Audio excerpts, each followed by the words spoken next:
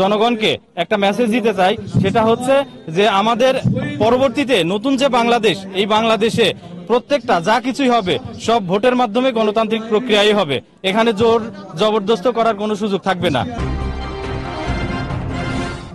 আসলে আপনারা জানেন যে বিগত 17 বছর যে ফ্যাসিস্ট সরকার ছিল, তারা জনগণের কোনো ভোটাধিকার প্রয়োগ করার সুযোগ দিত না। তো আমরা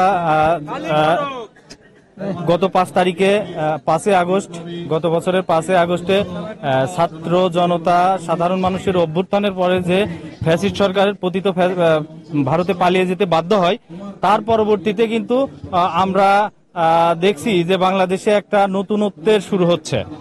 বাংলাদেশ জাতীয়তাবাদী দল বিএনপি কিন্তু গত 17 বছর ধরে গণতন্ত্রের জন্য লড়াই করে গেছে। তো ফ্যাসিস্ট সরকার আমাদেরকে কোনো জায়গায় কোনো কাউন্সিলও করতে দেয়নি এবং জনগণকে কোনো ভোটও দিতে দেয়নি।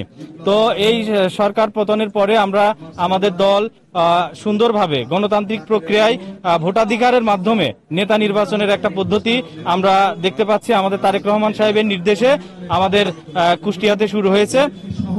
তারই অংশ হিসাবে কুমারখালী থানার 1 নং কয়া ইউনিয়নে আজকে সাধারণ সম্পাদক পদে ভোট হচ্ছে। এই ভোটে আমি একজন প্রার্থী হিসেবে অংশগ্রহণ করছি। আপনারা জানেন যে এখানে আপনারা দেখতে পাচ্ছেন যে ভোটাররা স্বতঃস্ফূর্ত অংশগ্রহণের মাধ্যমে তাদের নিজস্ব ভোটাধিকার প্রয়োগ করছে এবং আমরা আশা করব যে সুন্দর একটা ভোটের মাধ্যমে এখানে নেতা নির্বাচন হবে।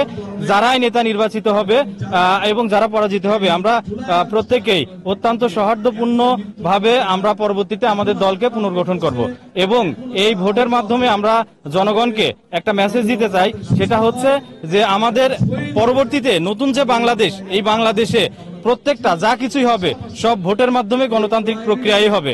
এখানে জোর জবরদস্ত করার কোনো সুযোগ থাকবে না। সেটা বিএনপি জনগণকে এই মেসেজটাই দিচ্ছে যে বিএনপি তাদের নেতা নির্বাচনের ক্ষেত্রেও ভোটাধিকারের মাধ্যমে নেতা নির্বাচন করতেছে।